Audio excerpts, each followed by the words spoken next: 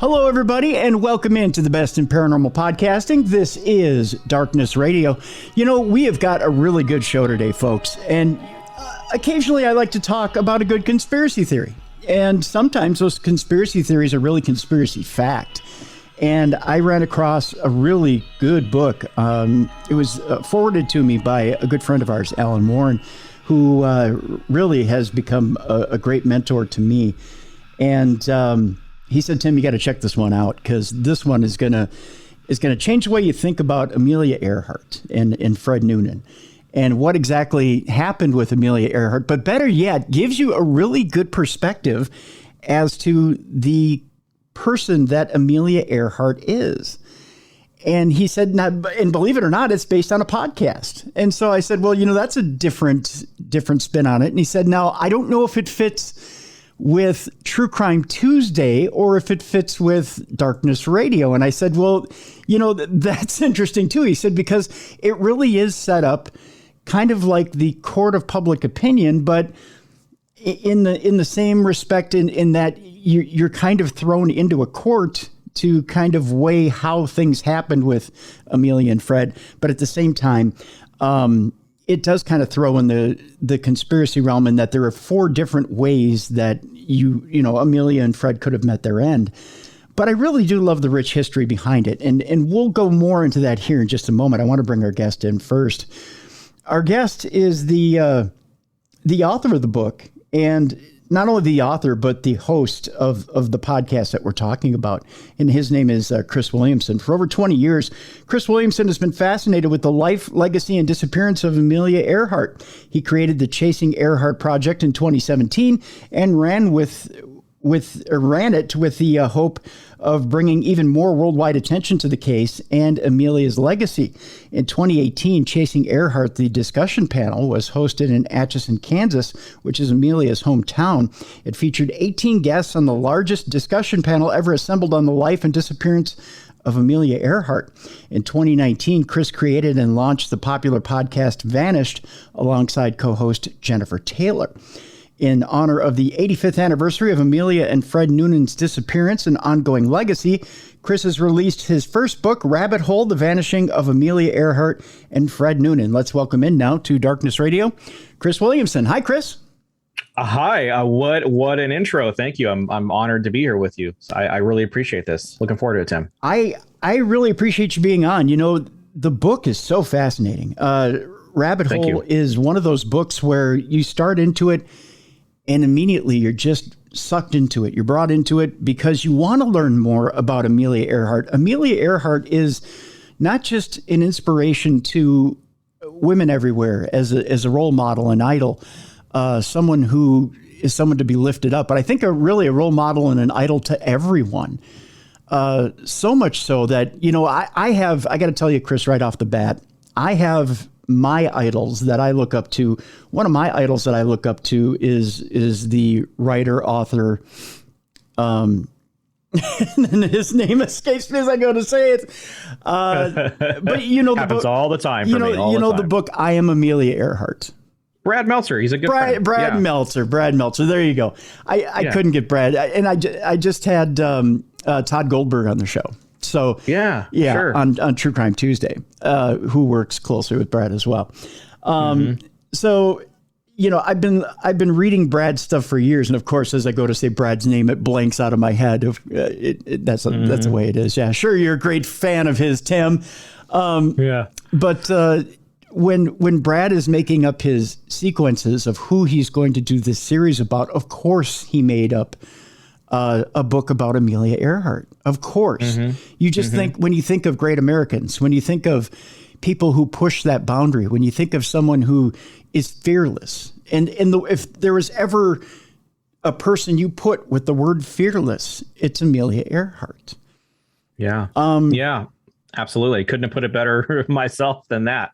It's tough to follow, and it's fitting that we're recording this. As I told you off air, we're recording this tonight, which is earlier today. If you Google Amelia Earhart right now, you will see that a statue was unveiled of her in Washington, D.C., in the National Statuary Hall inside the U.S. Capitol.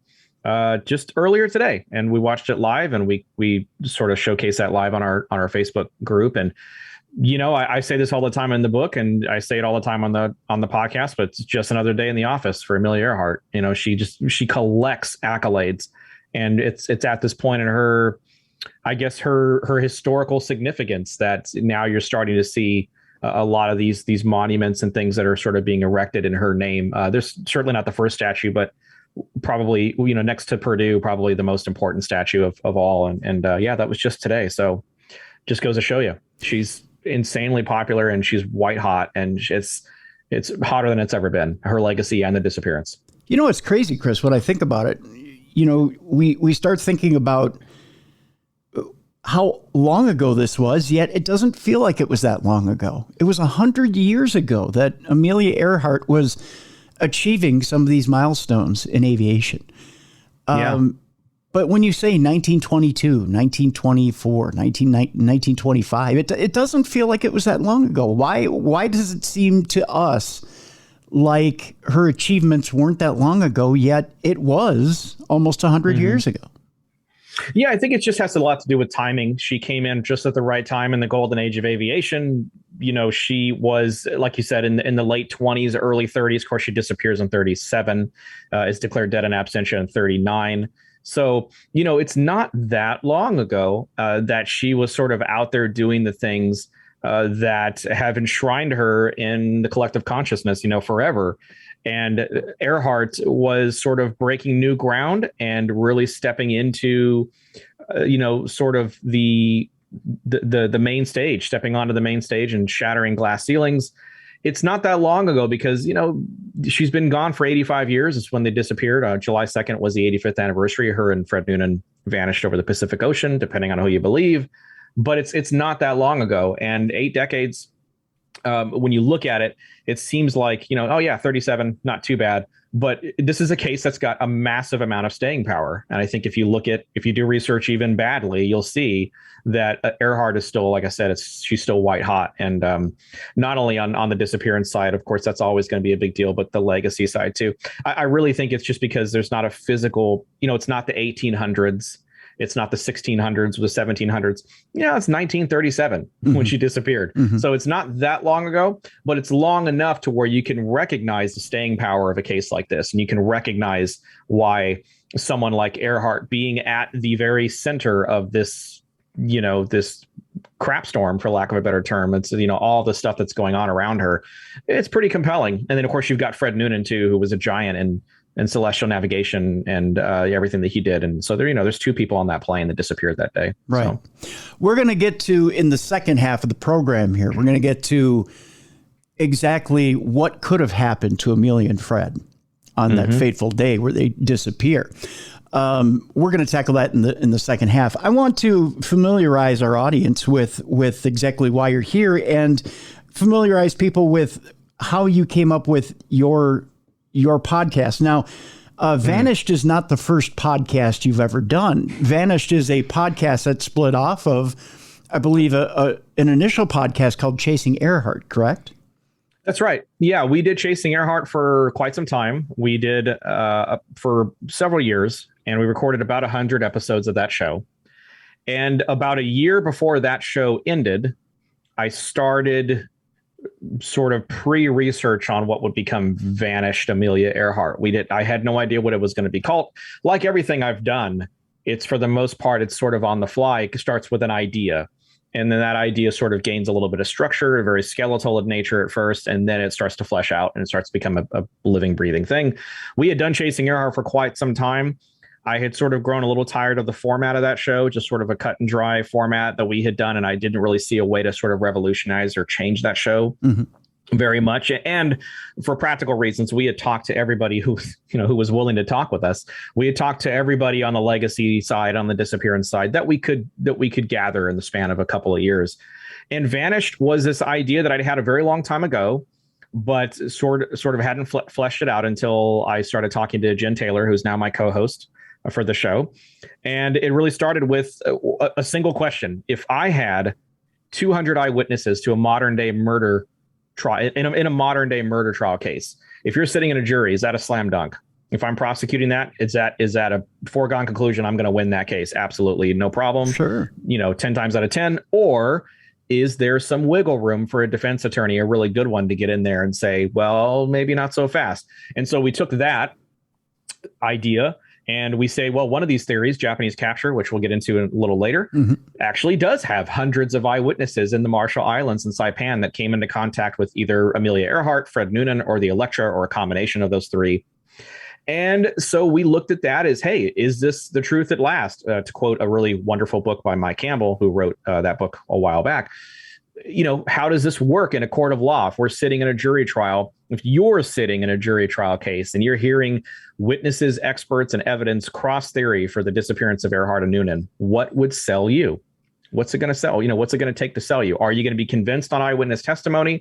Are you going to be convinced on a mountain of circumstantial evidence? Are you going to be convinced by the official U.S. government explanation for what happened to her?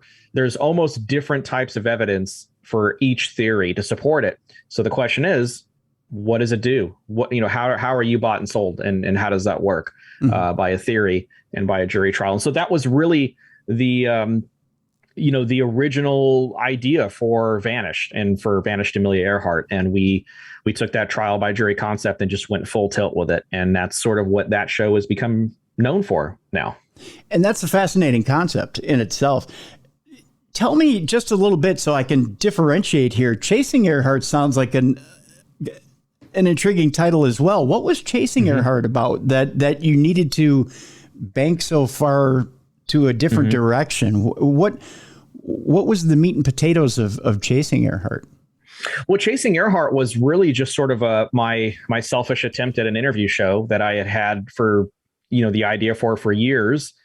And I remember having 25 original guests. I've still got the list around here somewhere, the original list from way back from 8 to 08, 09, and, around that time before I did anything for the show. And it was just the idea was just to collaborate with as many people as I could, interview as many people as I could, compile.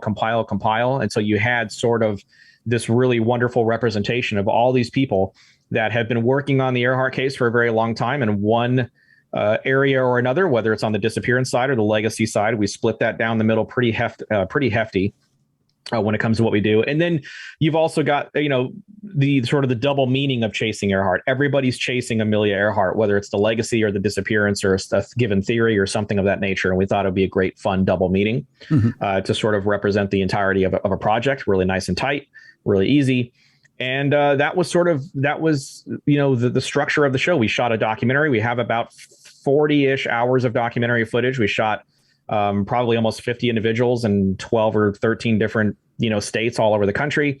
And then the idea was like, hey, we could have these people on the podcast too and do an accompanying sort of podcast that would allow us to not leave any information out, because you obviously can't put everything into a 2-hour documentary or even a multi-part series. It's just impossible.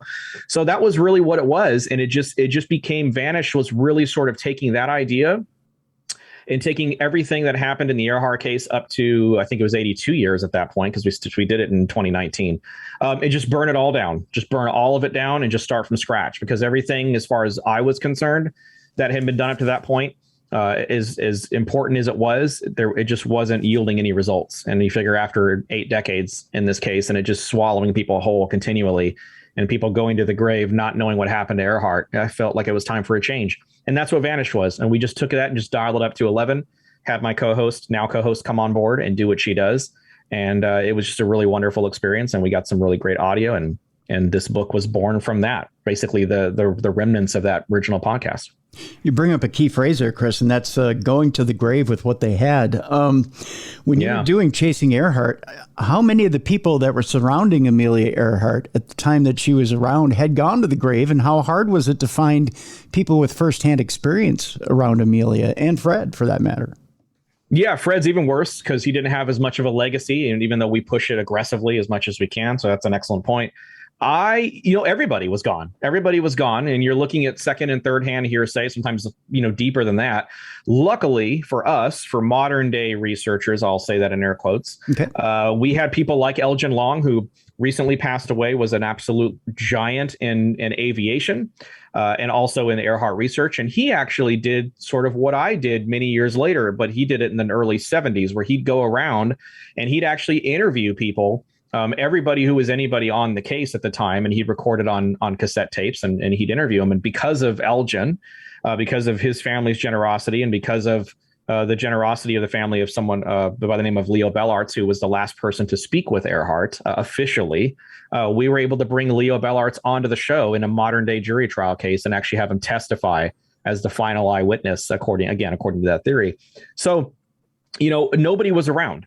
And so you're looking at a lot of secondhand, thirdhand hearsay. You have those tapes, which is very, very crucial, very helpful.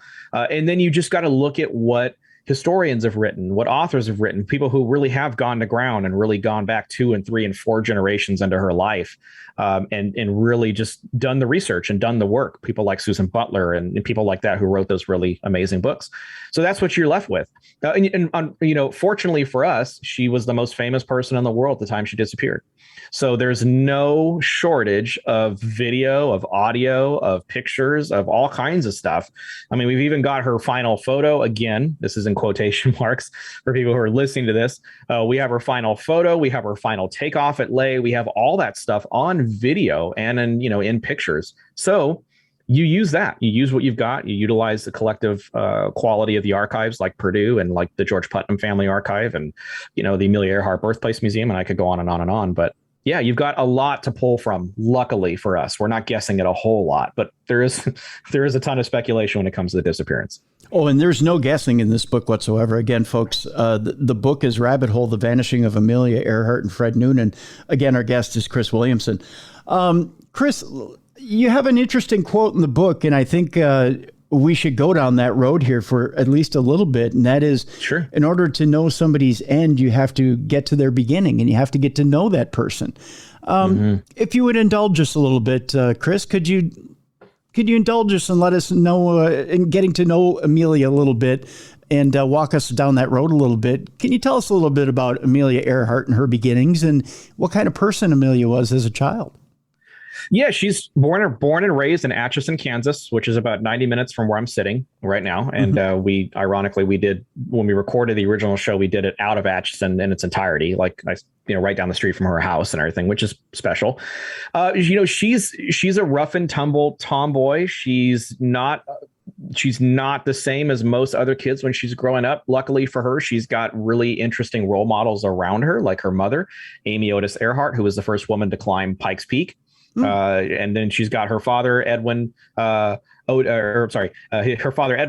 Stanton Earhart, who was a lawyer. Wasn't a very, a great lawyer, but he was well known. He was dashing, he was charming, and he sort of pushed Amelia. He bought her a rifle when she was a kid so she could go shoot rats, and he bought her a football, and they really sort of encouraged Amelia's behavior, instead of trying to suppress it. She also had grandparents that were obviously in Atchison as well. She lived with her grandparents, and her grandparents, her grandmother sort of pushed back a little bit on stuff, wanted her to be a little more ladylike. But I think that sort of taught Earhart how to walk a fine line as she got older, which I think will come into play drastically as she gets older and starts to sort of turn on a switch when it comes to her fame and the way she was and the personality she had.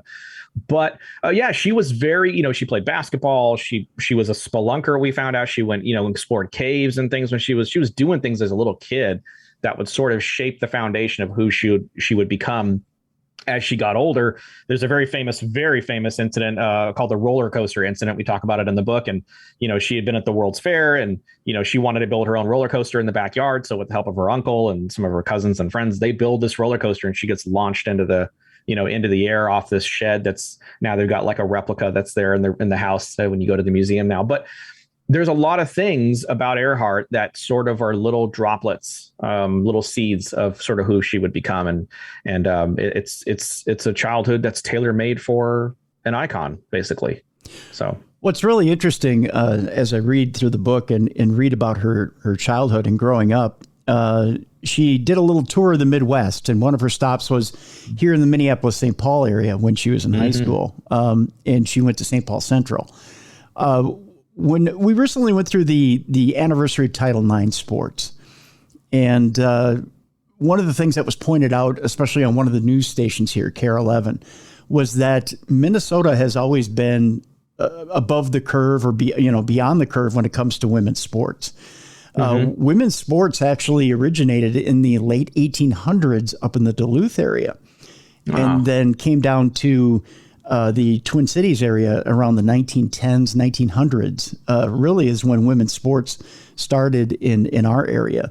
So to know that Amelia Earhart for a short time played basketball over at Central is not really shocking to us. For the rest of the country, it may be, but then for her to play at a short time in St. Paul and then go to Chicago and play, and then finish up and graduate in high school in Chicago, to us isn't shocking. But I think for a lot of people throughout the nation, it might be a little shocking to know that Amelia Earhart in the 20s was playing high school basketball. Yeah. And that was, that was 1913, 1914, 15. Oh, I'm sorry, the teens. Yeah, the teens. Not the 20s, so I mean, early in the, this is, you hit it right in the head, really. I mean, from what we've been told, it was sort of an unhappy time for her. She had been traveling a lot from, around, as you mentioned, so nicely there. You put it together so good. I mean, she really traveled. They were sort of like a band of gypsies, maybe not that extreme, but they traveled around a lot, and she visited a lot of different Midwestern states. And there's not a state really. If you Google Amelia Earhart and you just Google a specific state or something, you're probably going to find something where somebody wrote about her being in town on one of her flights, or stopping in overnight and staying the night at some small town in the middle of nowhere or whatever. And that's sort of their claim to fame. So not that St. Paul's a small town by any stretch of the imagination, but it's just one of a lot of examples of Amelia Earhart, sort of touching different states and making an impact in only the way that she could. So it doesn't surprise me. And I know that was a really rough time with her for internally, just because of all the traveling and what was going on in her family and things. So, right.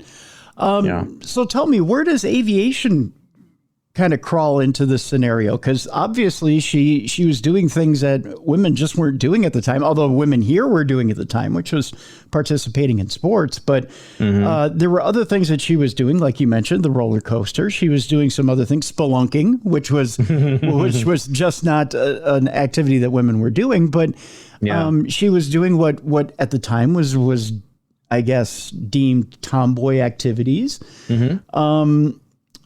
But where does the love for aviation come in, or where does flying all of a sudden become something that she's inspired by? Yeah, that's a good question, because she's really not inspired by it at all until she goes up for the first time. So she sees aircraft at, these different these different festivals and circuses that they called them at the time, and flying air shows and things at the time. And she's seen aircraft, but she didn't really, she wasn't really that impressed with it. And that might be sort of the story of her life, because when she meets George Putnam, her future husband, not that long after this, she's not that impressed with him. She's kind of, it's not a big deal. But she goes up with a gentleman by the name of Frank Hawks, who's a World War I flying ace. So it takes you back. It kind of sets the scene. And there's a very famous quote where she says, "As soon as I was off the ground, I knew I had to fly." So again, just a switch flips mentally for her. And she just holy crap, I got to fly. And with her, it was, she had, at the time that she had done that, she had time. She spent time as a nurse. Had a stint as a nurse in World War I. She was even a patient herself because she got really deathly ill. She was a social. By the time she got the friendship flight, which we'll talk about in a minute, when she gets to that point, it literally launches her off the catapult. She's a social worker in Boston, which at the time. So she's doing all these things to make herself. To be able to pay for her flight, and to be able to get her first airplane, and to put time into it, to pay Nita Snook, who flew with her and was her first flying instructor, was also with her when she crashed her first airplane, actually out at what's now LAX. Mines Field, I think it was back in the time. So she's not really that impressed until she goes up. As soon as she tastes air, that's it. It's all over for her. And she just decides, okay, I'm going to go hard on this, as hard as I can. And that's exactly what she does. And she steps into the record books, on the friendship, during the friendship flight, when that happens, and it just blows everything out of the water, everything that had come before it. Or some people would argue even Lindbergh. So it's not really like the first time she saw it. It's the first time she experienced flight. That was really what turned it for her. That's what turned everything. As we sit here and talk about Amelia, you ask yourself the question, is greatness born or is greatness made? Because it seems like everything she puts herself to, it's 150%. She's just into it. Her mind is focused. She gives every bit of herself into it and won't let up. It doesn't matter. And there's a lesson to be learned there, right? I think, I mean, even that's why her story speaks to, that's why there are children right now that continue to write to the Amelia Earhart birthplace home, which is, where we talked about just earlier, where she grew up and was born and raised in. They continue to write her for them yet, and I was sort of in the same position when I was young. I always thought that she just flew off into the sunset. There was like nothing left for her to do. She broke every record. She just exit stage left, and that was it. And, that's power you can't buy. It really is. I mean, she had that, as you mentioned, she had that ability to just like everything she did, she gave everything of herself in order to accomplish it. She knew that the first sacrifice you make for anything that you dream about is yourself. Yeah. She just got it. She has what I like to call it. She really did. And she changed the game forever, as that statue in Washington, D.C. now will represent. It really is one of those situations where this is a woman who didn't know how to fail. And if she did fail, she took it in stride and she didn't quit and she didn't get turned off by it. She wasn't afraid of it. She knew that failure was a part of progress. She knew that failure is part of the plot. That's the whole point of doing what you're doing. And she was a master. She was an absolute master. And I think people, if you do research, like I said, even badly, if you look her up, you'll see that she was an absolute master. Yeah. And, we'll never have another Amelia Earhart ever. She's one time. Mark one, basically. Do you think we'll never have one, or will we have someone similar? Do you think that maybe the makeup is in someone's DNA to be like that, and that it just takes the right conditions, or that society could make someone like that maybe, and I'm not making a political statement here by any means, sure, Chris. I don't mean to do that on any show that I do. But could there be the right societal conditions where a woman steps up and says, you know what, I'm not going to take guff from anybody anymore, and I'm just going to do my thing. I'm going to be the best there is at what I do, and I'm going to go out there and achieve what it is I want to achieve.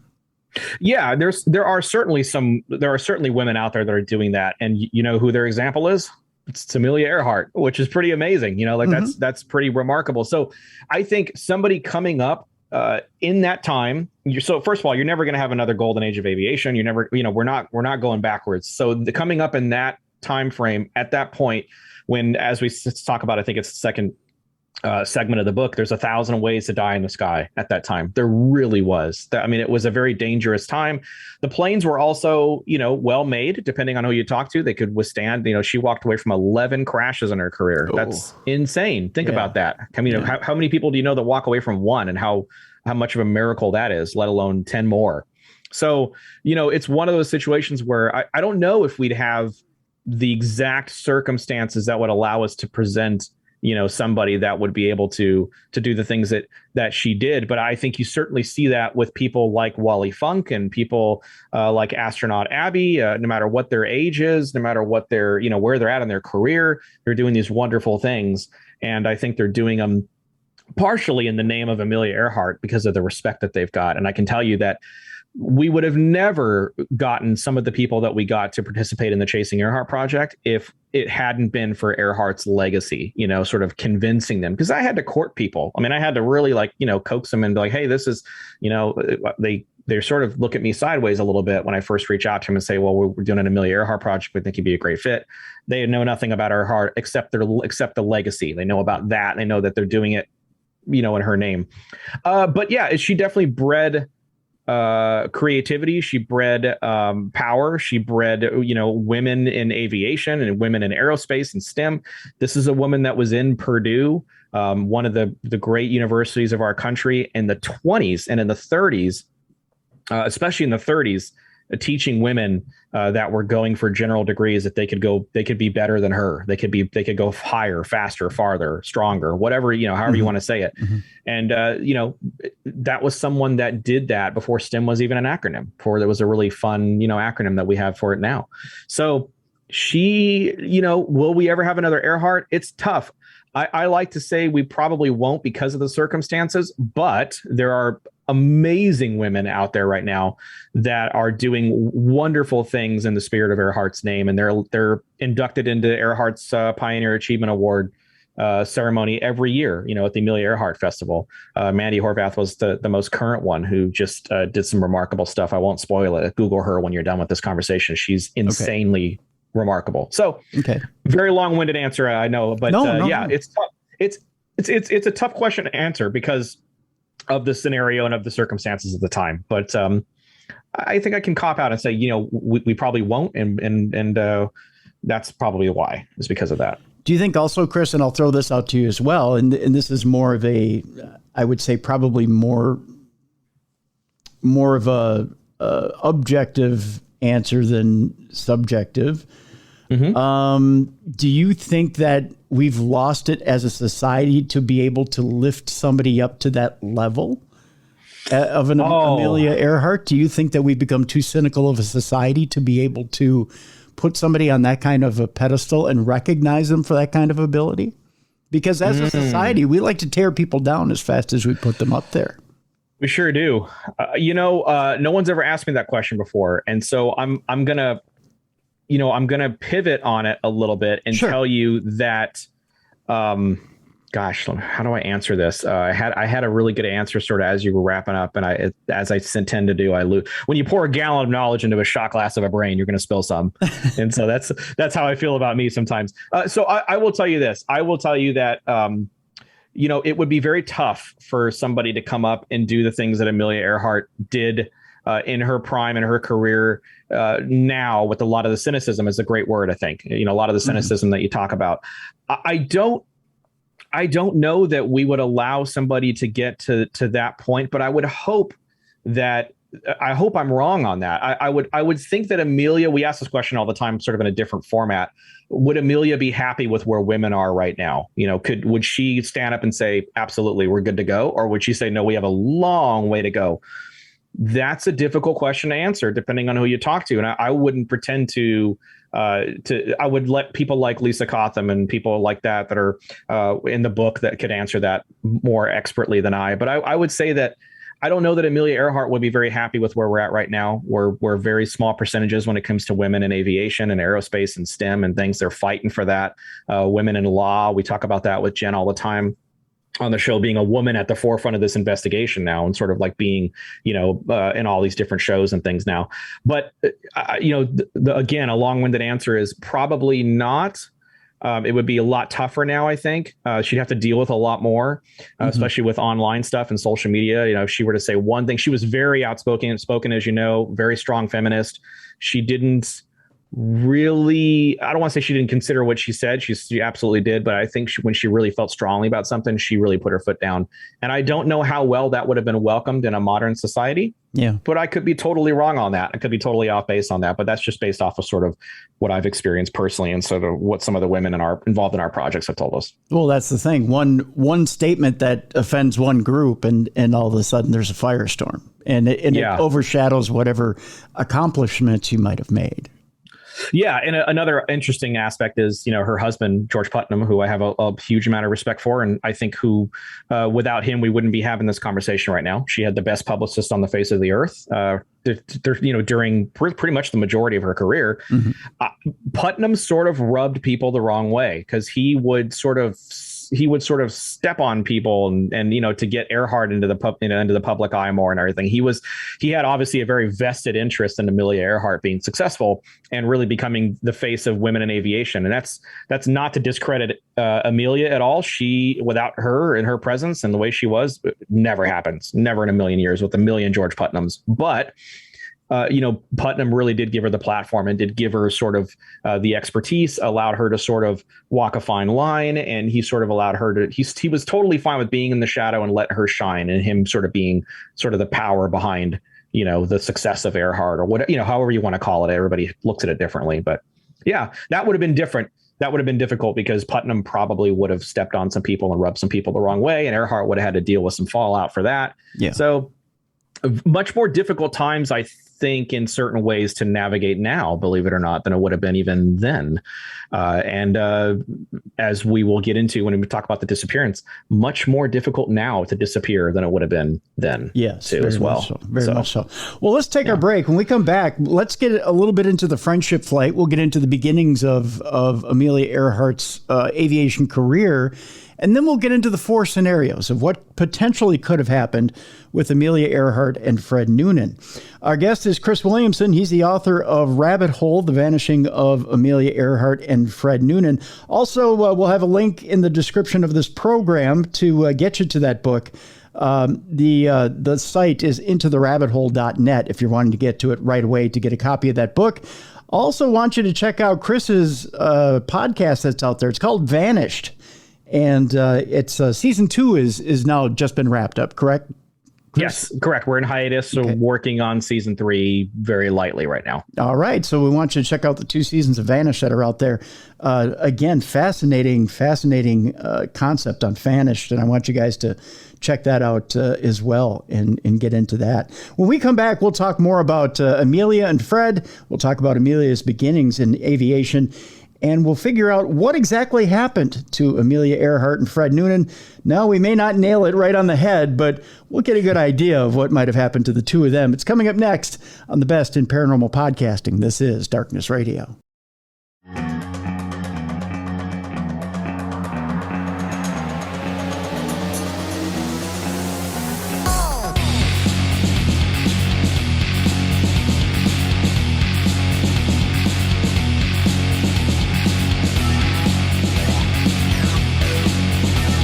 Welcome back to the Best in Paranormal Podcasting. This is Darkness Radio. I'm Tim Dennis.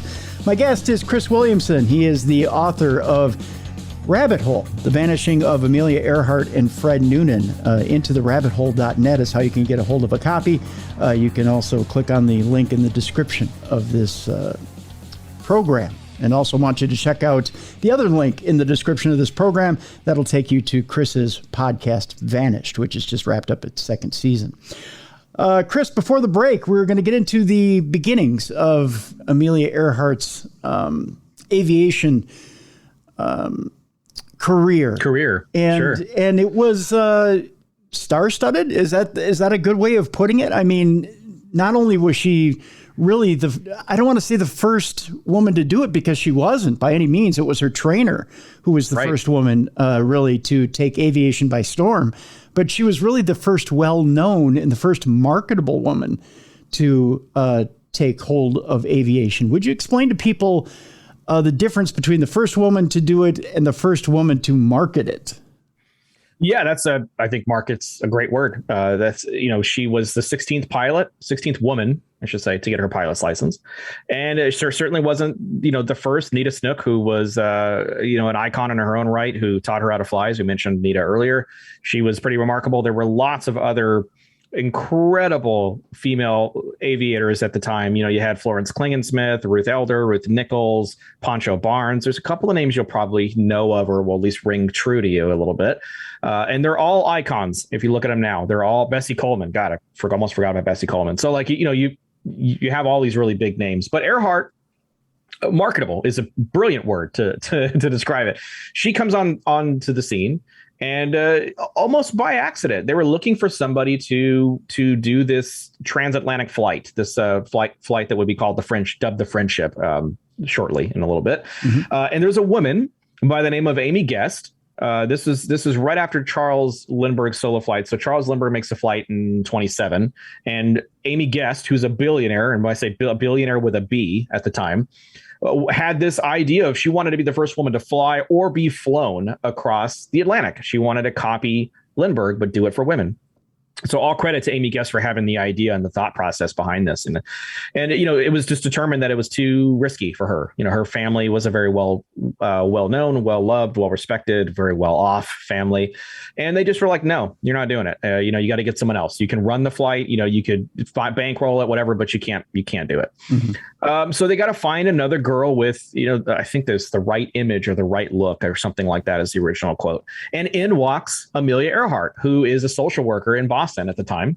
And she gets this idea, or she gets this opportunity, and they're like, hey, would you like to fly the Atlantic? It's a no-brainer, obviously, for her. Absolutely. So she's in, right? She's all in 100%. They interview Earhart, including Putnam interviews Earhart. He's one of the people that interviews her. And she particularly didn't like Putnam. Putnam has a famous quote, I'm paraphrasing, that says when he first met her, or first finally got to her, she was as mad as a wet hen because he kept her waiting for a long time in his lobby before she came into the office and everything. So she was pissed when she first met him. And I think he liked that about her. I think he wasn't just an interview for the look. Although the look was very important, he wanted somebody that would be what he would call as Lady Lindy. You had Lucky Lindy for Lindbergh, and then Lady Lindy. So he wanted his female Lindbergh, but he needed an attitude. He needed someone with a little edge, and Earhart just had all of it. She just had the whole package. She was outspoken. She had a really loud voice. Figuratively, she had a loud voice even at that time before she became an icon. And so she goes across this. She's made the unofficial captain of this flight and this project, and she goes across, and she's carted across the first time, and she makes it across. And there's two pilots, Wilmer Stoltz and Slim Gordon, who are piloting the flight, but she's sort of in the background, and she's sort of making decisions and helping them sort of make it across and get the job done. And she gets there, and she becomes all the rage, of course, because she's the first female. So out steps Amelia Earhart, this almost 5'8" woman who's like this. She's pretty thin, and she's very soft spoken, and she's got. And instantly everybody starts to fall in love with Earhart. She's the story. She's it. Ticker tape parades, you name it. This is all stuff that you guys can sort of Google, listeners can Google. But for the most part, if you've ever seen an Earhart documentary, you'll know all this. It's all pretty familiar to you. And that's the start of her career. She uses that. And she's sort of not happy with the idea that she was carted across the ocean. And she says sort of offhandedly, next time I'm going to do it myself. I think I'll just do it myself. And she does. And she does it herself. And when she does it, she gets launched into the stratosphere at this point. So she's already a big name. And then she just gets launched off the planet. I mean, it's just insane. And she starts using that to her advantage and taking all these different aviation feats and records and just shattering all these glass ceilings and becoming sort of the face for women in aviation. She has the foresight, probably along with GP, as she called them GP, probably had the foresight collectively to say, hey, we can use this. We can get this fame and this fortune and this attention to try to, I think GP might have been saying to push our stock higher, but Earhart wanted to push female aviation stock higher. And so, all credit to AE for, getting on board and using her face as sort of to promote aviation in general for females. And, that's basically the start of it. It's the friendship flight, that first transatlantic flight that she goes solo and just cracks everything open. And then it's just all bets are off at that point. It just goes insane at that point. There comes a time too where she starts to hit the circuit as far as speaking goes. So there's speaking fees in there and talking about aviation. And then there comes endorsements, which, you talk about, golfers having endorsements. You talk about race car drivers having endorsements. This is in an era where it's unheard of for someone in private industry to be selling endorsements for just doing your job. Yeah. And this is basically what Amelia Earhart is doing is selling endorsements to do her job. Can you explain to us a little bit, Chris, about what type of endorsements Amelia Earhart is taking just to do her job? Yeah, she's the queen of the air. She's dubbed the queen of the air at the time. And she gets all these, it starts off with awards and recognitions and parades and all this stuff. And so now everybody wants Earhart as the face of their product. There's a wonderful aviation historian. Her name is Barbara Schultz, who wrote a book called Endorsed by Earhart. How Amelia Earhart financed her flying, I think is the full title of it. And she's in the book with us. And she talks about her endorsing the Packard, the Packard automobile, as she comes out on the steps of the Capitol, and like nobody cares about the Packard. They just all want to glance at Earhart. They all want to see her. She can't go anywhere without being mobbed. It's an overnight sensation. And so all these endorsements come in. She endorses tomato juice. She endorses Lucky Strike cigarettes. She endorses all kinds of aviation related stuff. She christens the SX Terraplane, the vehicle, the Terraplane, and she has her own Terraplane that's gifted to her, which I got to drive, which is pretty amazing. Really? And yeah, there's a gentleman out there named Jim Summers who has her original SX Terraplane. You can Google that too. Mm-hmm. And there's a really fascinating, crazy story about that car getting stolen a few years ago, and then them realizing whoever stole it realized what they had, and they dropped it on the they just left it on the freeway in the container of the car. Like, I'm going off on a tangent, but like you can look that up too. It's really amazing. It's really crazy. Wow. But she endorsed that vehicle. That's how she got it. And she also, she was an editor she's an editor for Cosmopolitan. So think of what you've got here. Mm-hmm. You've got someone who steps into the spotlight. She breaks all these records. She gets all these endorsements. She starts making all this money. She's speaking. She's lecturing. She's making almost $1 million a year if we're looking at inflation on the lecture circuit. She gets in with Purdue. Purdue puts a primo spot together for her to be basically an official consultant on aviation and aeronautics. And when she comes back from her world flight, she's going to really dial that relationship up to 11 and probably stay at Purdue for a lengthy amount of time if she had come back. And then you've got all this other paid endorsements, and the idea that she worked for Cosmo. She had her own luggage line. She did her own, her own line of clothing. I mean, this is a woman that, like, if social media had existed at the time that Earhart was around, it wouldn't even be fair. Like, yeah. That's how crazy it was for them. So think of all of that and then subtract social media. She did all this without Instagram, without Facebook, without Twitter, without any of that stuff. And it's literally only newspapers. It's newspapers and radio, and then some TV. There's some TV. She got into Hollywood. She became this really well-known face in Hollywood, and you have Harpo. You have not Harpo Marx. Maybe it was Harpo Marx. There's a bunch of celebrities that were just all over, just all up on the Earhart train, and just wanted to be part of her life and be part of her and meet her, mm-hmm. Because she was a hero. She was an icon, and she was became like a female Indiana Jones counterpart. Almost the way she was an explorer, and it added all that on to the idea that she just flew airplanes.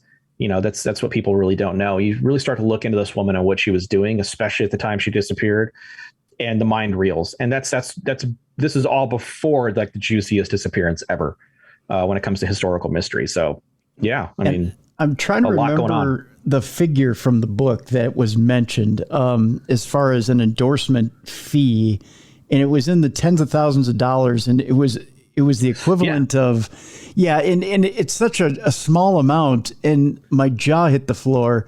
Mm-hmm. But in today's dollars, it's a lot of dollars. It's a lot of dollars. Yeah. Yeah. She was making a lot of money. So just know that she was making a lot of money right. when at the time she disappeared. She was, it really adds to the tragedy, because if she had come home, all bets are off. Like it becomes, because, once she adds World Flyer and she accomplishes equatorial flight and she nails that, then she's literally, I think her career is likely going to be nonstop lectures and then her relationship with Purdue. She famously said it was going to be the end of her stunt flying career.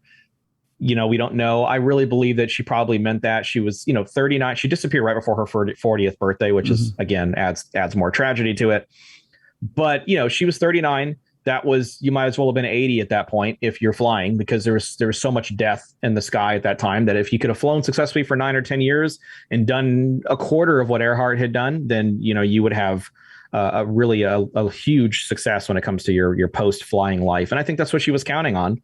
Certainly maybe an Amelia Earhart flight school. She was really close with Jackie Cochran, who formed the WASP, the Women Air Force Service Pilots, who, if you Google that, big deal, about as big as you can get. I don't think she would have flown with them or anything, but she would have pushed them for sure. So yeah, there's so much that she could have done on the back end of her career. It really would have been a second career. It would have been a second phase in Amelia Earhart's life, I think. And it's sad that we have what we have now instead of that. There's one endorsement in the book that really showed her foresight and really showed how much she thought of other people and how much she really had this love for people, this caring for people. And she really did have hindsight as well as foresight when it came to things. That was her endorsement with Lucky Strike cigarettes. Would you tell people what she was thinking when people gave her criticism for endorsing Lucky Strike cigarettes? Yeah, that was a tough one because there was a couple of things that she didn't really, she really didn't, she wasn't really a big fan of, but she sort of did it because she understood. And there's a really famous, I'm looking at her right now because I love the ad, the Lucky Strike cigarettes, and it's got her signature on it and everything. And, it's toasted, no throat irritation, no cough and all that stuff. So, I think she wanted, it wasn't necessarily her, but I think people at that time were sort of in the idea or in the business of thinking that if you smoke cigarettes, you would be naturally more slender. Mm-hmm. And Earhart was a very, almost rail thin, person. So I think they sort of looked at that as like, oh, if you do this, you'd be like Amelia Earhart, you'll be, rail thin or whatever at the time. And I don't think she was really, she wasn't a smoker herself, but I don't think she really was a big fan of that endorsement. I think that was maybe more of a Putnam deal and more of sort of her being pushed into, not necessarily forced into it, but, him saying, hey, this is going to be good for your career. This is going to be, it's going to get your face out there more. And they were willing to take out full page ads and newspapers and things of that nature. So their money was there. And I think that she just sort of looked at it always as a way of trying to finance her flying and finance, the platform really, and to get other people out there. So, yeah, I mean, Lucky Strike was sort of a controversial one. If you look back on it now, it's like, even look at the ad, and even the ad's gorgeous. It's really cool. But if you look at the ad now, it's like, maybe a misstep, maybe a misstep. Yeah. Yeah. So at this point, she's taken on the endorsement. She's really kind of at the apex of what we can consider her public life. I mean, she's really kind of taken life by the short and curlies, I guess we could say, for lack of a better term. I don't have a better term to throw out there. So that's the one I'll use. But at this point, there's another challenge in front of her. And I guess we'll get to that challenge here. And that is the fated flight. The fated flight with Fred. And that is getting up there and getting around the world, essentially. How does this cross her desk? How does she decide that this is it? This is what I want to do. And the challenge of it, because let's think about this for a moment here, Chris. She's got to refuel somewhere. She's got to get food. There's the issue of, relieving yourself. I mean, the everyday struggles that you have with piloting a plane, just being a male trying to do this, getting around the world. But then on top of it, running into different cultures, treaties and making sure you're in friendly countries. And, we take for granted that pilots have GPSs and it's just a nice, smooth flight. There were no GPSs at this time, so you're flying blind. And this is a woman in the skies. And as much as we were not so much of a tolerant a tolerant society at that point, there were less tolerant societies than ours out there that she was going to be landing in. Although Amelia Earhart was fearless, there had to be some trepidation. What made her decide that this was going to be it? Yeah, that's a tough question. She wanted it. So first and foremost, she wanted to leave no doubt that she was a talented, skilled pilot I think she certainly had to understand that she would go down in history, especially at that point in her career. So if she never takes the world flight, I think she probably would have known at that point, hey, I've done some pretty historical things. She really wanted to end with a bang. She really wanted to go out and leave no doubt that she was one of the greatest flyers ever. And that's why she did it equatorially, because she wanted to take the longest path she could possibly take. And, I think she just wanted to do it to sort of put the exclamation point on her career. And she was gifted this incredible, what's now known as the Flying Laboratory, a Lockheed Electra 10E special, which is, she had a really good relationship with Lockheed. She had her what she called her little red bus, her Vega, that she broke a lot of records in, and she had a good relationship there. So she wants to go around the world and she wants to leave, no doubt. That's really where it starts. And I think, to her credit, she saw that, this would open up, again, continue to open up aviation and women in aviation to a whole new audience, to expand that idea. I think she looked at this she mortgaged her future trying to do this flight. And there's a lot of drama around this flight before the disappearance. It starts with what's called the ground loop incident in Hawaii. And that is she had started the flight. They had a much bigger crew. They had Paul Mantz, who was her technical advisor, who was a flyer in his own right and could do a lot of things, sort of like a jack of all trades. Then you had Harry Manning, who was, a really remarkable guy in his own right. And then you had, of course, Fred Noonan. You had George Putnam, her husband, and then Earhart. So you had like five people that left Oakland. They took off from Oakland. They go to Hawaii.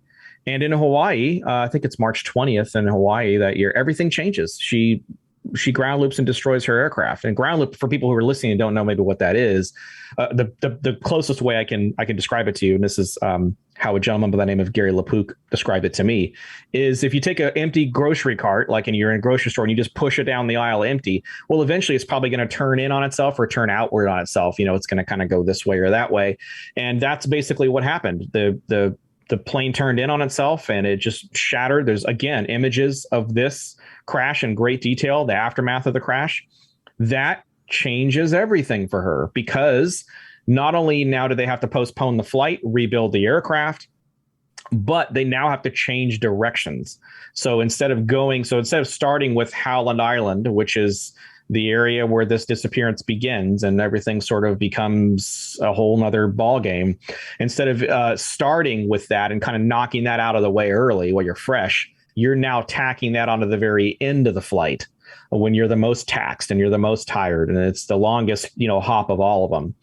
And so I think that ground loop really changed everything. I think, but as far as what she wanted to do, I don't think there was any doubt. She could have easily have just not done it after the ground loop and just never taken the flight a second time. But she didn't know how to process failure, I think. I think it's almost like it's almost like an internal mental block. You can't process, you can't end on that kind of a failure. And so she took another shot at it.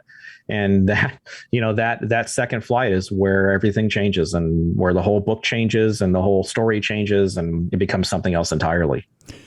Let me ask you something from a supernatural, spiritual frame of mind here, Chris. This is going to seem kind of weird because in the beginning of the book, you cite something from somebody that you had interviewed who had sat at Amelia's home, her childhood home. Yeah. And said she had sat in a place where Amelia had sat and dreamed in a place where Amelia had dreamed. Sure. And it almost had a celestial connection to it. Yeah. To Amelia. So you knew she was a dreamer. You knew that she had her head in the clouds. She had her eyes in the stars. And you knew that she thought bigger concepts and thought about bigger things. But did Amelia have a concept of not just bigger things, but a higher power? And maybe that this was a message to her that maybe this wasn't the time. Maybe this wasn't the place.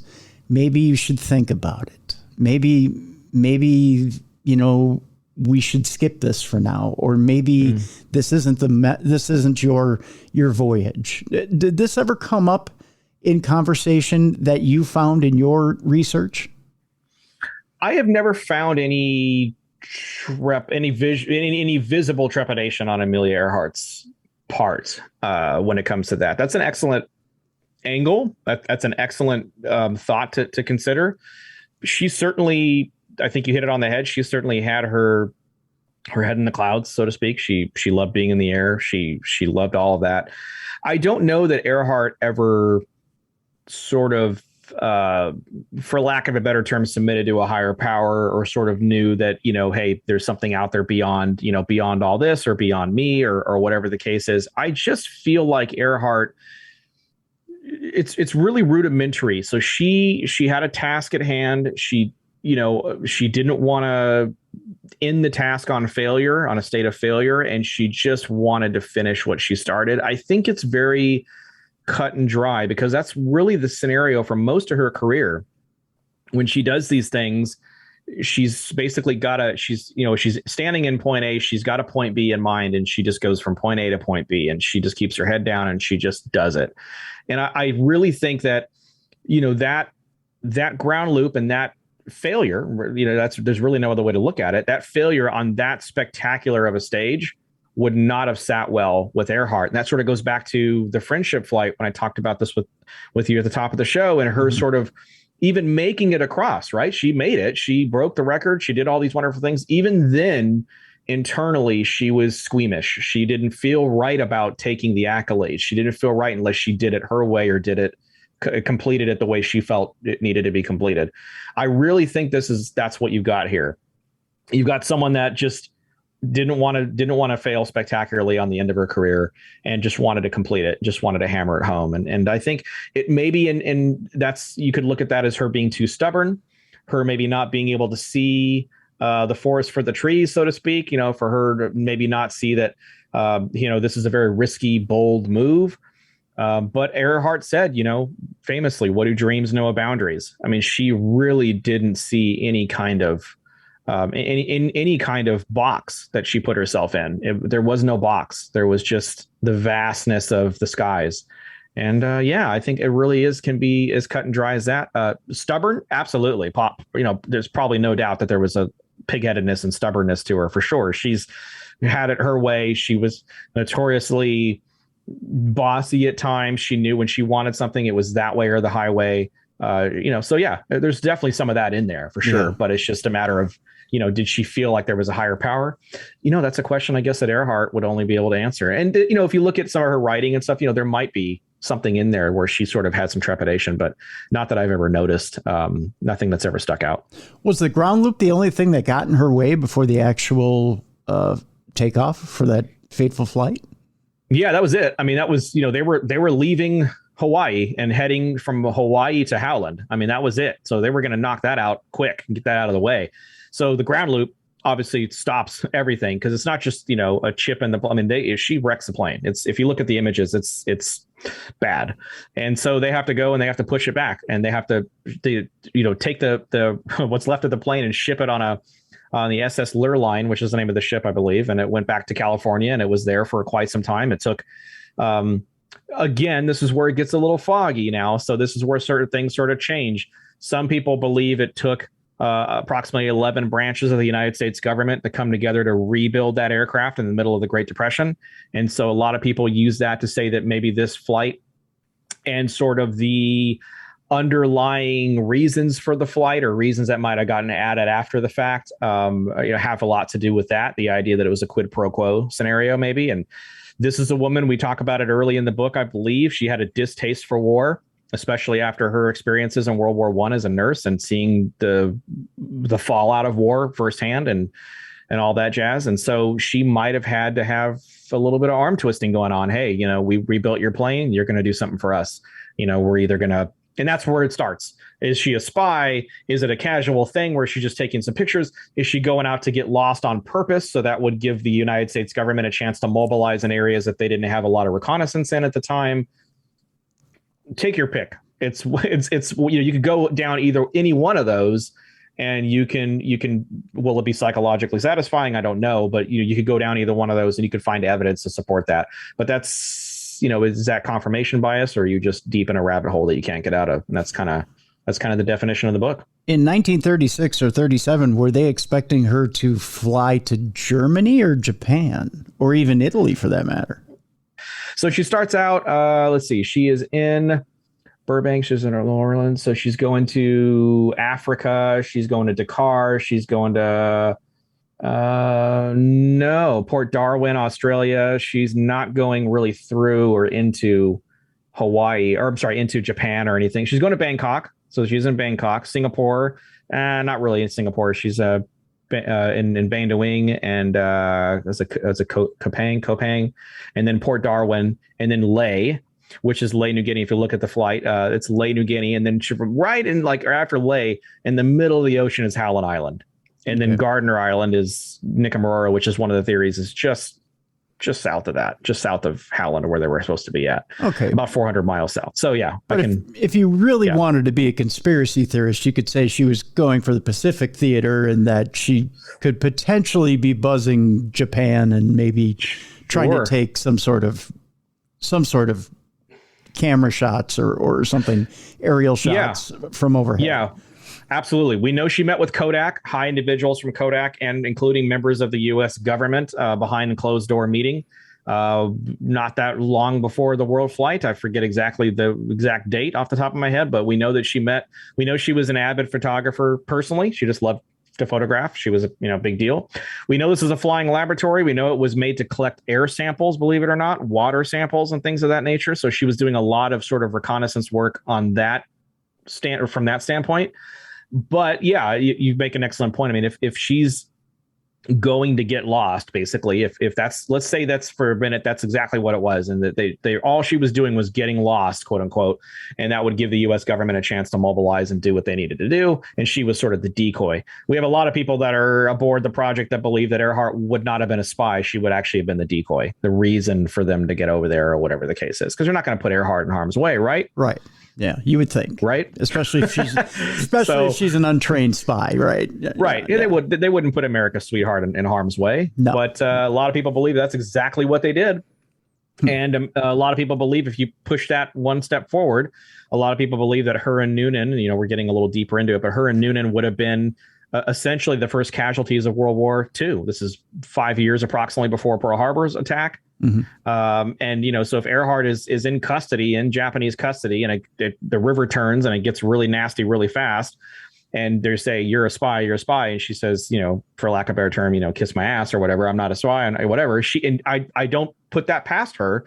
I don't think she would have dropped to her knees and begged for forgiveness. I think she would have been like, you can go get bent. And she might have just been sacrificed at that point. She might have been killed. There's a lot of speculation. It's none of it's positive when it comes to Japanese custody. She either dies in a jail cell in Garapan prison, which is still standing, by the way, the remnants of it. She dies of dysentery alone, which is horrid if that were to happen, or she gets executed, and her Noonan their remains are somewhere in a shallow, unmarked grave somewhere in the Marshall Islands or Saipan. And people have taken shots at that to try to see if they can find it, if they think they know where it's at. And we talk about that in the book during Japanese capture for trial by jury for that too. And it just gets wild. Gets real wild. That's one of the potential 4 outcomes that could have happened to both Amelia and Fred. Sure. Yeah. That's one of the 4. And we start with foundational. So we start with crash and sink. The official story of the U.S. government is that Amelia Earhart and Fred Noonan, after, the majority of their flight, were almost there, and they lost all radio communications with the Tasca. The Tasca is a little Coast Guard cutter that is stationed off the shores of Howland Island. It's there to do what they normally do, which is to guide planes in, refuel them, offer them some R&R and get them back on their way. And she never, ever makes positive two-way communication, radio communication with the Itasca. So it's real important as we get into some of the theories here. She never makes that radio communication. They talk to each other, but they never communicate back and forth like we are right now. They never say, hey, can you hear me? Yeah, I can hear you. All clear. It's never happens. So she takes off from Ley. They get close to Howland. She is telling them, we have what's called the Itasca call logs, or the radio logs, taken by Leo Bellarts and some of the men that were on the Itasca in the radio room talking to her. And they are frantically, as she gets closer and closer, and there appears to be more and more issues, they get a little more frantic. And so does Earhart. Earhart, as she's approaching in, she says things like, we must be on you, but cannot see you. Gas is running low. We're flying at 1,000 feet. Unable to reach you by radio, things like that. We're about 200 miles out. I'm about 100 miles out. So she's telling them roughly where she feels she is at, according to Fred Noonan's navigation. Remember, there's a second person on this plane. Right. Fred Noonan was using celestial navigation to determine, to get them around the world. And again, I won't go too much into this, but if you're on a flight of that magnitude, that's the guy you want with you. So she's she's putting her trust in Noonan. She's leaning into him aggressively, basically, and she's freaking out when they're not where they're thinking that they are. On the other side, the Itasca is frantically writing down what's called S5, which is signal strength 5, which is the closest radio signal you could get at that point in time. Constant streams of S5s, right? Leo Bellarts is so convinced that they're right there that he steps outside the radio room for a second and just expects to see them flying right overhead or coming out of the clouds, and they never show up. So he is concerned, to say the least, that they're never there. And what's interesting, one of the more recent developments is one of the other fellow radio guys in the room that was writing down S5s and trying to keep Earhart's strength and get a bearing, wrote his very last S5 recording was S5 ? Which means that maybe he was making the assumption that she was going further away from them at that point. She says we're on the line 157337, which is a sun line. It's right there. So she's basically telling them where they're at. And her final word is the word wait. And it's the final word on the page on the last page of the book. It's because I feel like it's a powerful word. We're still waiting. Everybody's still waiting to find out what happened to Earhart and what happened to Noonan. Yeah. And so that's foundational. That's basically crash and sink. The idea that she and Noonan and the Electra are somewhere below the surface, 18,000 feet down in an area that's roughly the size of Texas, if you're searching for it. So that's crash and sink. And the idea that maybe she just ran out of fuel and a lot of little things added up to them having a really bad day, basically. Thanks. So theory 1. That's theory 1. So theory 1. Theory 2 would be... So theory 2 is something called castaway. And the way I explain this when I do promo and stuff now is that I think it's important to realize if you take crash and sink as the baseline, Howland Island is ground zero, right? So you put an X on Howland Island. That's where they're supposed to be, according to the official statement. Okay. So now it's important to determine how far away these other locations are.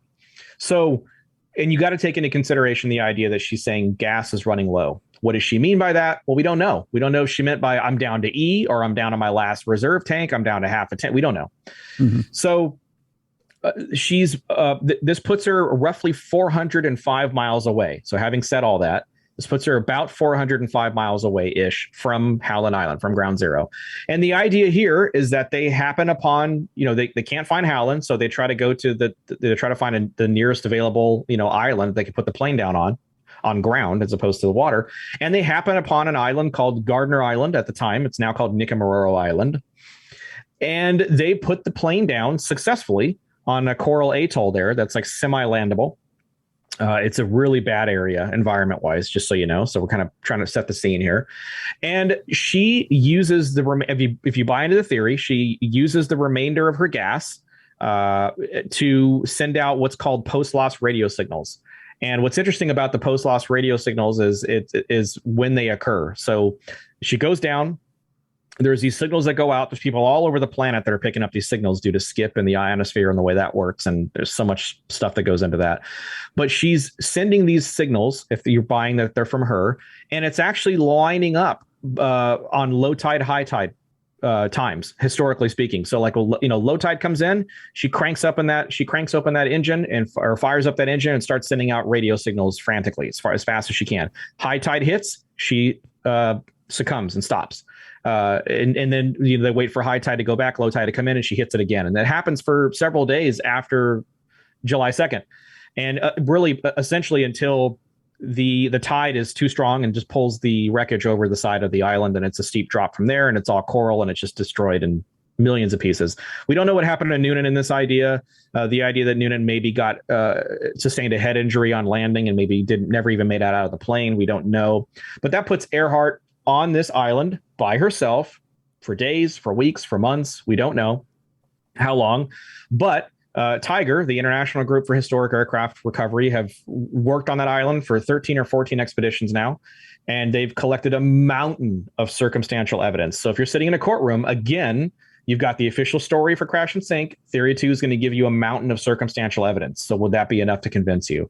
Including, the heel of a woman's shoe, the heel of a man's shoe. There was a sextant that they thought belonged to Noonan, determined later it wasn't Noonan's.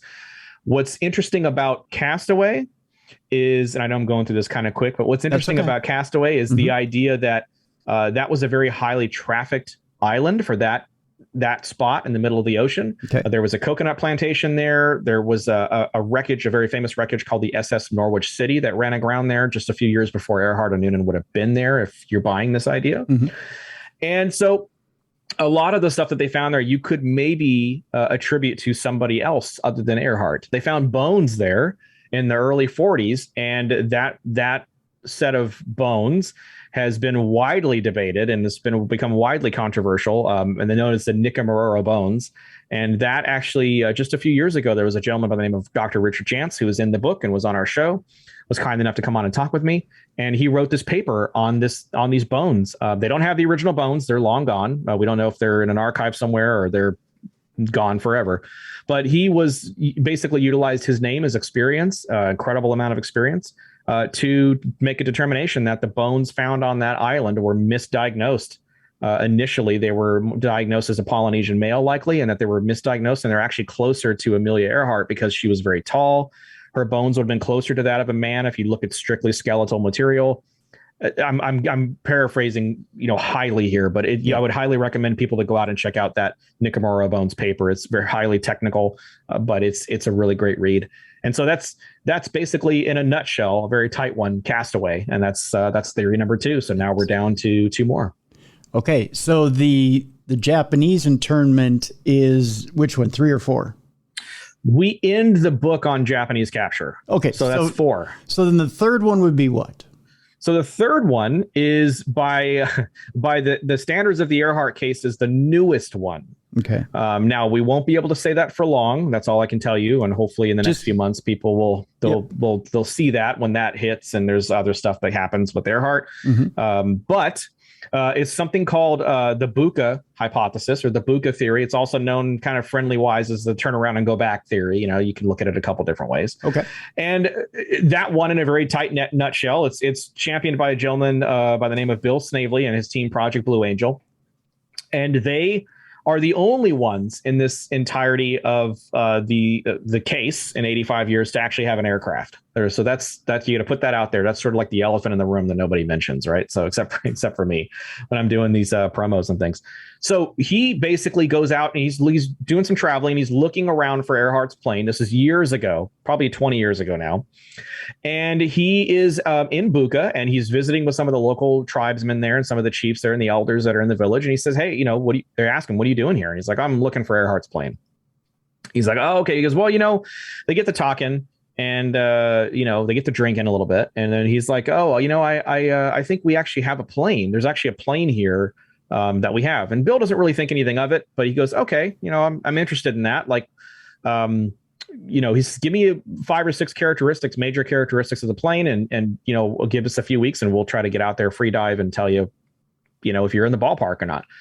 And this is all paraphrasing, of course. But sure. So basically he does it. He leaves. He doesn't think anything of it. And a few weeks later, a month or so later, he gets an email, a curious email from the guy. And he goes, yeah, you remember that plane that we asked you, you asked us to look at? And he goes, yeah, I remember. How many characteristics what do you got? He goes, how many match? All of them.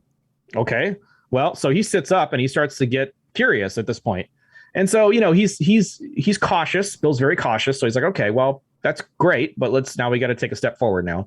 They've had a couple expeditions out to the aircraft, out to the site. It's in probably the most disastrous nautical environment on the face of the earth. So like we're talking about crash and sink, 18,000 feet down. When they found the Titanic, it was pretty pristine for the most part. That's what we expect the condition of the plane to be in if it's found there. Mm-hmm. Here, it's a whole nother story. Here, you've got about 3 or 4 feet of coral wrapped around the entirety of the aircraft. So you can't just like float down there and scratch off a serial number and be like, all right, we're done in a couple hours. It's impossible. Yeah. Bill has fronted hundreds of thousands of dollars of his own money. And they did a GoFundMe and raised a few grand to bring Mike Orange over, who got some really stunning ROV footage on the second Buka expedition that they went out there and did. They've also got this landing light lens that they pulled from the wreckage on Buka 1. And they've determined that, it's very likely that it fits an Electra 10E.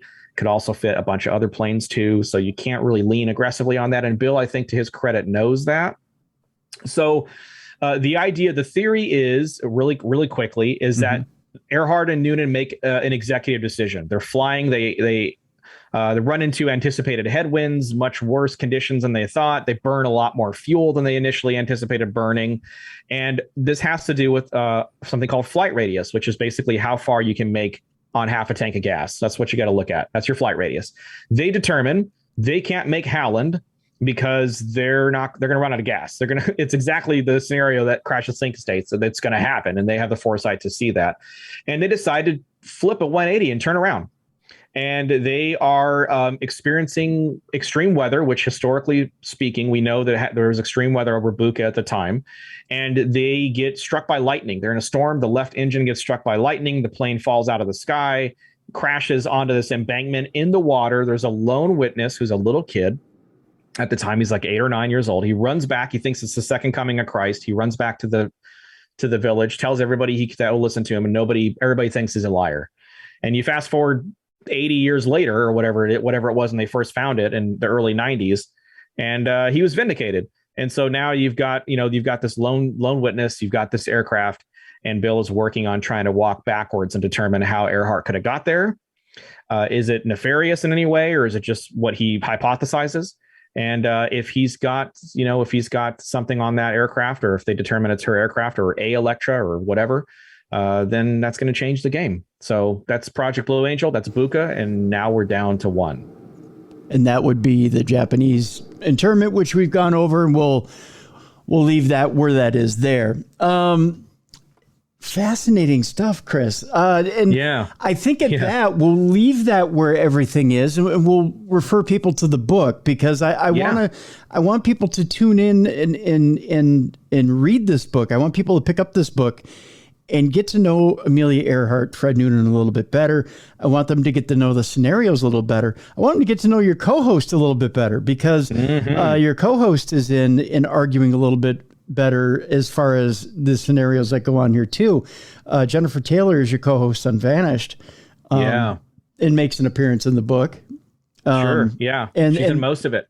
And there are some other players in this book as well. You've got some interviews that come up in this book as well. And this folks is a rich ride when it comes to what exactly happened with Amelia Earhart and Fred Noonan. Again, we've only scratched the surface, and that's what we only intended to do with this book, and we want you to pick it up. Rabbit Hole, The Vanishing of Amelia Earhart and Fred Noonan. Chris Williamson has been our guest and the author of that book. You can get it at intherabbithole.net.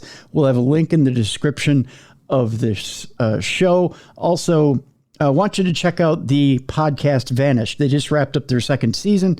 We'll have a link for Vanished as well in the description of this show. Chris, I want to thank you so much for being with us, my friend, in going over this incredible story, and not only incredible story, but an incredible person in the history of our country, who not only can we all get inspiration from, but and daily inspiration from when we need to pick ourselves up and think about what we can achieve in our lives. But just how this story is yet to, when we think about when we need resolution on something. I mean, this is maddening when it comes to the resolution we need in this story. I mean, I can't tell you how many times I've been sitting on a Saturday afternoon and I come across a Nat Geo special or a Discovery special or something on television that says, looking for the remains of Amelia and Fred. And I get frustrated. I tune in because I want to see if they found anything new. Eventually, hopefully soon, we'll find out what exactly happened with this story, God willing.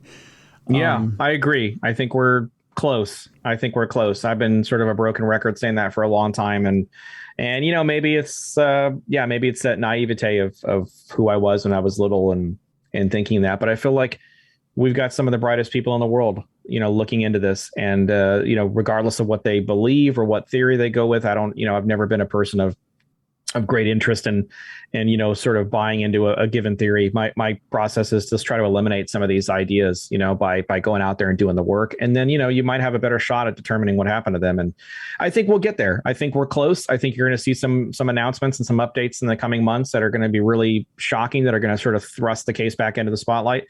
And, Earhart just doesn't let go, as she tends not to let go. And I think, there's a reason for that. And I think it's just whole thing's just an interesting, fascinating experience. And I'm happy to play a small role in it. And yeah, hopefully people will pick up the book and get inspired.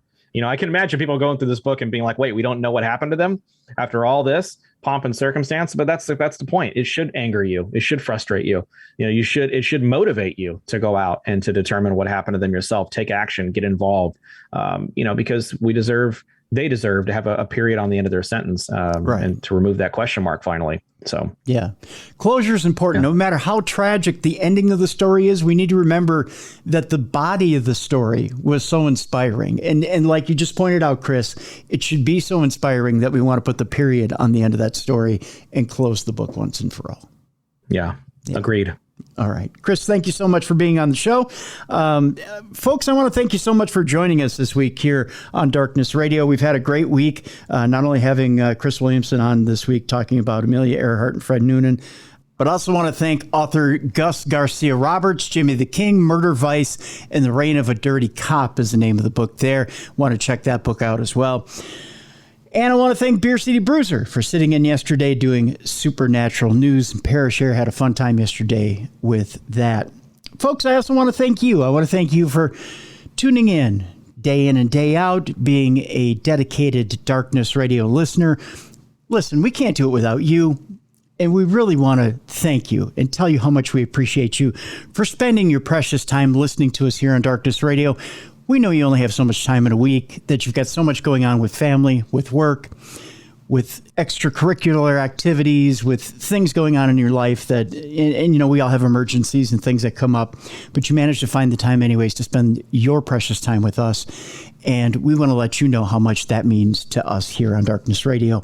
Again, thank you so much for spending that precious time with us. And we do appreciate you more than you know. Want to thank our sponsors as well this week. Microdose Gummies. Again, get free shipping and 30% off your first order. Learn more about microdosing. Go to microdose.com. Use the code DARKNESS and get free shipping, 30% off your first order by using the code DARKNESS. We also want to thank BetterHelp as well. Folks, sometimes life just gets to you. Life just gets you down, and sometimes we're in a place where we need a trained professional to help us out. And it's not always easy to get to an office to get that therapy that we need. It's okay. Therapy is coming to you. BetterHelp.com is the place to go when we need to sit and talk to a licensed professional and get that help that we so desperately need. BetterHelp is also a great way to invest in yourself. It's more affordable than traditional offline therapy, and of course, financial aid is available. Plus, they have a special offer for our listeners right now. Get 10% off your first month at BetterHelp.com/darknessradio. That's 10% off your first month of online therapy at BetterHelp.com/darknessradio. Folks, want you to take care of yourself and each other this weekend. So if you see somebody you need this weekend, just take that extra minute or 2 or 5 minutes. Go help that person in need. Doesn't matter what they need. It may be something small. Just go help. Help them this weekend. If you do an extra favor, if I do an extra favor, if everybody does a little extra favor this weekend, we end up helping each other and the world becomes a little bit better place. It's been a little colder and darker lately. Let's make it a little bit better, a little bit warmer, a little bit nicer place for everybody to live in. We know we want a better world out there. We keep complaining and talking about it. Let's make it a reality. Let's start this weekend, shall we? Do it for your buddy, Timmy. We'll see you next week right here on the best in Paranormal Talk Radio. We got brand new shows for you next week. We got some good shows for you next week right here on Darkness Radio.